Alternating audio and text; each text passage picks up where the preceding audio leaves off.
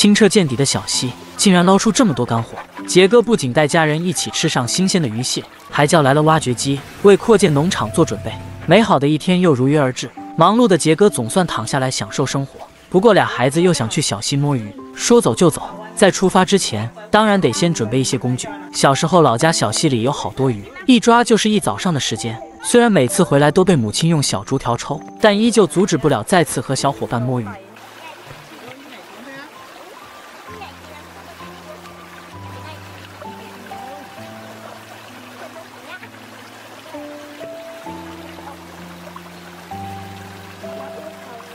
不过杰哥家这里的小溪非常浅，危险在于可能会有辣条藏在洞里。于是杰哥带着家人继续往上走去。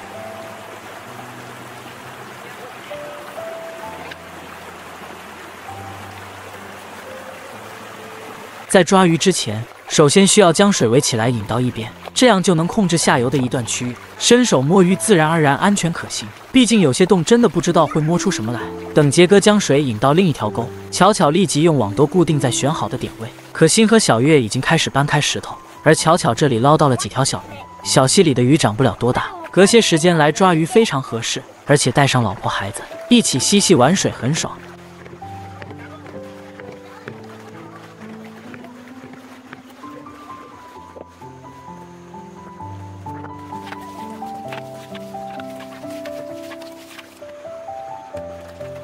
除了能抓到一些小鱼外，还能收获一些小螃蟹。至于深一些的小水潭，等处理掉水，立马就能收捧小鱼放进盆里。吃这方面大家并不挑剔，没毒的看到能捡则捡。苍蝇再小也是肉，活蹦乱跳的，肉质鲜美又营养。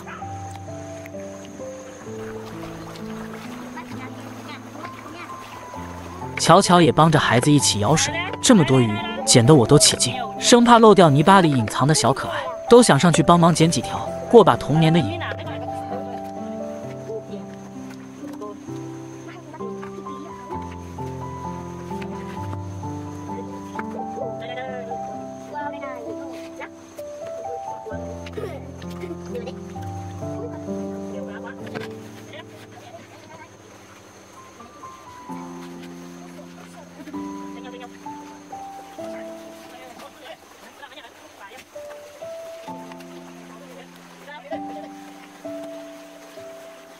同时杰哥这边手气也挺不错，3两下就摸到了一条用来压轴的大家伙。有老铁认识这东西吗？到底行不行的？直到目前收获就这么多，各位自备碗筷。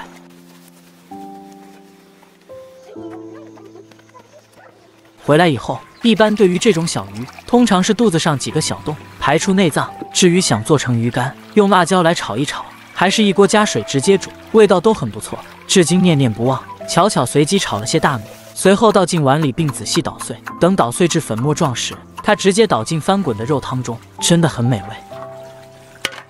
随后两孩子跟着巧巧出去放牛，他则在另一边割草来喂鱼。养鱼除了能给一家人提供足够的食物，还能在有客人来访的时候提供新鲜的食材。杰哥这边已经出去叫挖掘机入场，虽然开进来的道路有些艰难，好在师傅技术过关，穿过一片片田野。这次杰哥打算扩宽一些地块来丰富农场，但前提条件是不破坏良田，所以只能开发长满乔灌草的地方。得到具体的开挖区域，师傅开始挖路铺过去。临近午饭时间，杰哥立马来池塘边撒网捕鱼。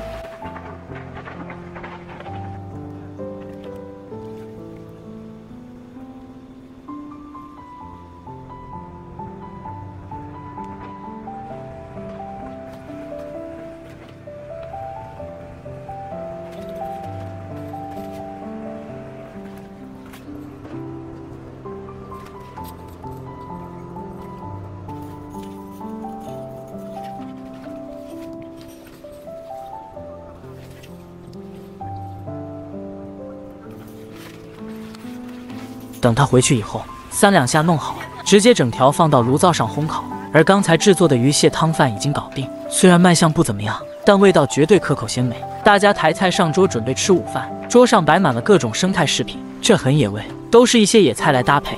不过看着杰哥倒酒的姿势，眼神和动作让师傅慌得一匹。你这样的话，那我要开始赖酒和顺火鸡了。不管如何，烤鱼算是吃上了。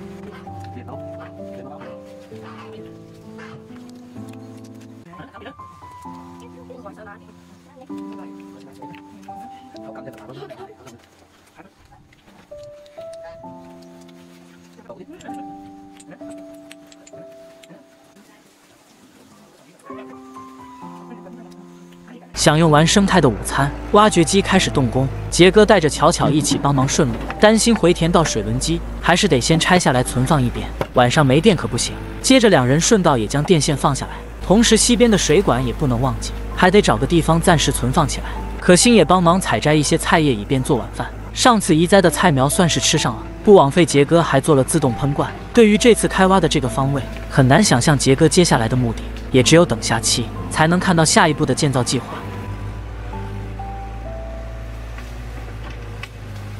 一次偶然的机会，竟然让杰哥收获几个大蜂巢，不管是炒着吃，还是煮熟来作为晚餐，都非常的 nice。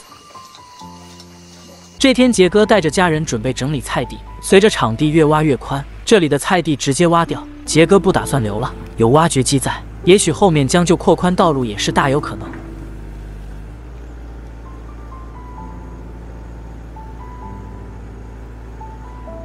处理完菜地，一家人打算对之前收割的水稻进行脱粒。挖掘机进场，目前也没有新的建造计划。两人把这些水稻抱过来堆放到一起，两孩子没什么玩具，只能在一旁找些乐趣。脱粒他们也帮不上什么忙。随着挖掘的地方越来越宽，真的哈不到头路了。各位看官可以预判一下挖掘的目的，估计还得更上几期才能看到全貌。而挖出来的土全部堆放到另一侧。在夫妻二人抱走水稻的时候，他们发现了一只马蜂在打水，喝上几口水你就心高气傲，被人跟踪了你还不知道。晚点就让他们全部死翘翘，毕竟飞行的距离并不远，大概率是一锅端。知道大体点位，杰哥都没心思抱水稻，想着巧巧一个人也忙不过来，准备好装备，他打算先帮巧巧完成水稻脱粒。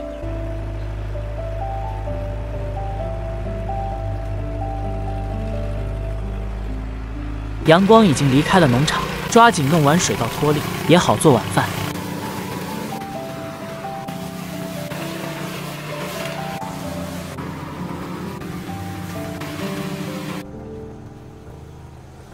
完成脱粒工作后，杰哥拿上背包直接出发，巧巧负责收尾工作。沿着之前马蜂飞过的路径，他一路寻找马蜂的老巢。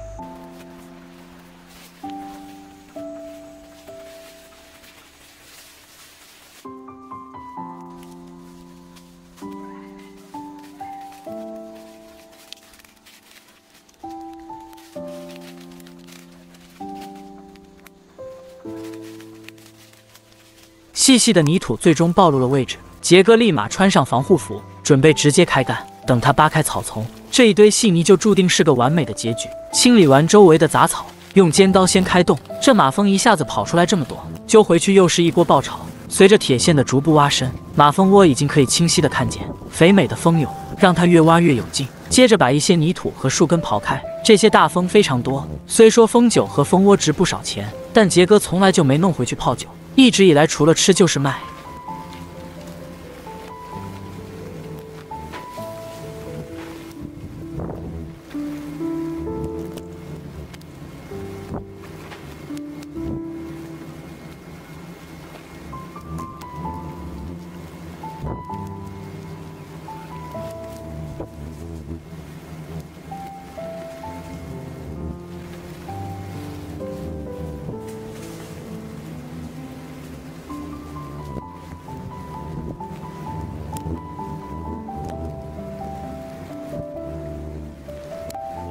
等刨完泥土，感谢大自然的馈赠，又免费取了个大快递。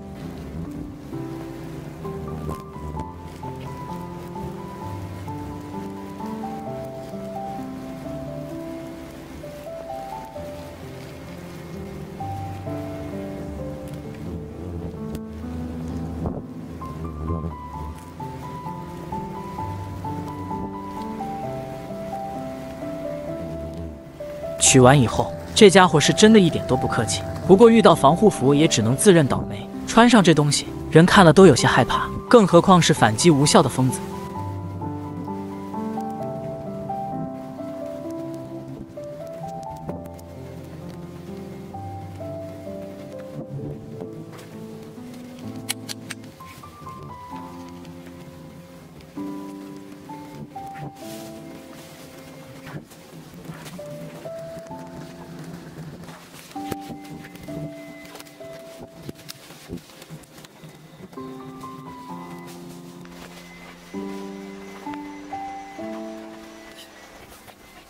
回来的时候，杰哥示意巧巧赶紧走一边去，打开背包取出蜂巢。有些大蜂还是非常危险的，不过飞来飞去的大蜂也成功被巧巧直接拍死。这次没有白忙活，晚上还能吃上肥美的蜂蛹。忙到夜幕降临，杰哥叫上家人一起帮忙揪蜂蛹出来。说实话，这种一个人弄大家吃会很心累。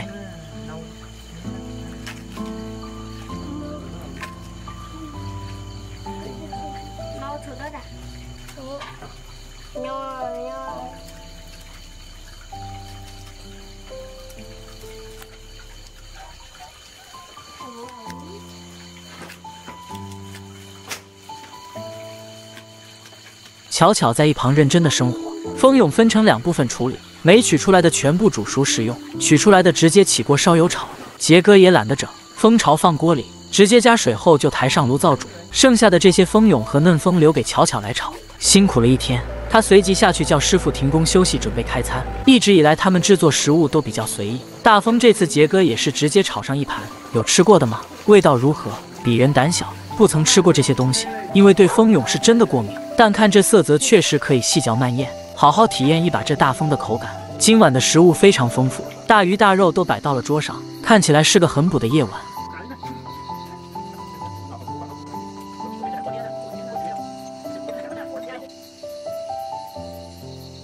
一次意外的翻车，竟然让这个农场发生了翻天覆地的变化。一段时间过去，泥土覆盖了绿色的场地。1年左右的时间，杰哥还是叫来了挖掘机进场扩宽场地。狭窄的道路和不方便进行养殖的斜坡，最终会在今天得以调整。有老铁猜测下面的巨坑用来作为鱼塘，恭喜你们猜对了。毕竟每一步建造都有点出乎意料，而曾经翻过车的这段狭窄小路也将会一去不复返。目前要从这里逐步扩宽整个场地，整条线路会直通羊圈的地方。对于干活这块，杰哥还得先口头交代一下，然后让师傅自己去做，做完再叫他去看一下就行。没有男人可以抵抗挖掘机的魅力，真是越看越舒适。杰哥都想上去开一把过个干瘾。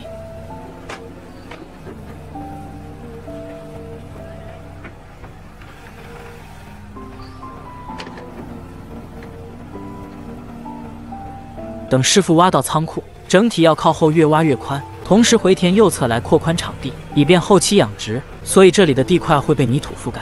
这些芋头得先挖出来储存。2个孩子已经去上学，杰哥带着老婆赶紧处理周围的芋头，免得耽误了工期。看来这片区域杰哥已经打算放弃，而芋头收来还能吃上几顿，确实不能浪费。巧巧随即将上面的根大致处理一下，时间很紧，粗略处理后直接扔进花箩里。除了能收获一些芋头，当然还有一些红薯。等有了宽敞的平地，做什么事都显得更加容易。比如沿着外围做好围墙，就能在里面养殖家畜和家禽。等师傅休息时，杰哥拿着钢钎开始清理起铲斗。清理这东西有很多种方式，但他们选择了2人为伴，旁边的小哥也一起拿着铲子上来帮忙。这次的挖掘出乎意料，也验证了之前有位老铁所说的杰哥野心。等挖到水池的旁边，之前建造的水池也不能留。不过杰哥用钢钎试了几下，这牢固性还真挺让人放心，而且墙体都没法撬开来搬运。既然如此，何不将他一军直接抬走？但这件事只能留给挖掘机师傅。2人乖乖下来，合力搬些管子和木板。做完这些，他们继续拆掉旁边的木架和厕所。一般在厕所旁边的瓜都长势非常好，突然全部清除，还真有点舍不得。奈何挖掘的泥土要回填下来，也只能如此。瓜果能收的则收。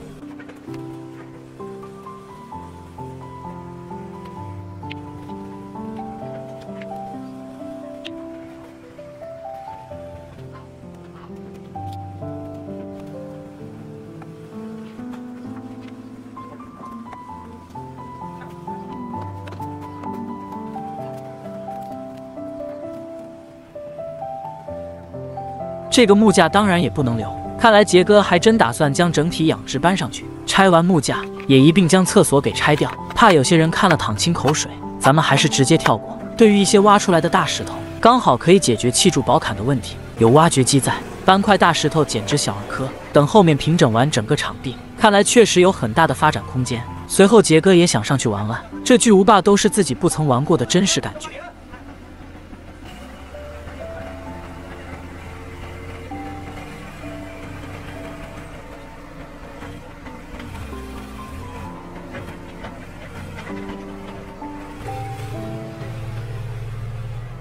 杰哥最终还是以失败告终。术业有专攻，他只能看着师傅把这个小水池抬走。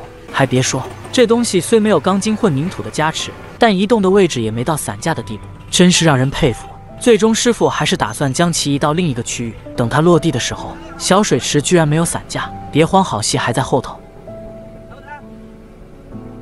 随着时间的推移，挖掘还得往羊圈方向进行。为了方便回田农场，他们还得拆掉铁丝网。天有不测风云，小雨还是来了，大家也只能暂时停工。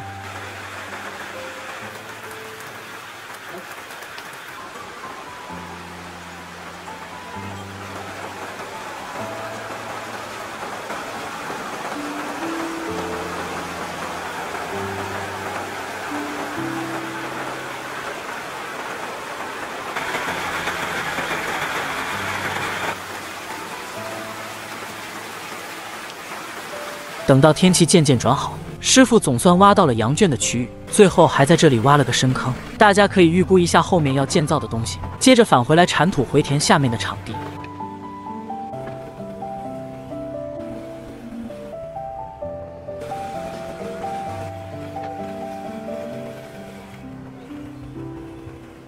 等时机成熟，没有男人可以抵抗这挖掘机的魅力，他还是上去再过一把瘾。很明显，这次的技术确实成长了一点，但不多。而想要平整好整个场地，还是需要真正的技术。不管是铲土回填，还是多次来回的压实，都需要有真本事。直到放学的时间，可心和小月已经回到农场，好戏也渐渐登场。对于刚才没弄坏的水池，这次算是成功弄坏。大风大浪都过来了，最后还真在阴沟里翻船。不管怎样，场地算是平整差不多了。接近尾声，他们也在这一侧挖了个深坑。同时，目前的规划是从这里平整一条道路过去，以便后面的通车。而且对面就是木桥，后面还得拆掉回填泥土来通路。明天就能看到整个布局了。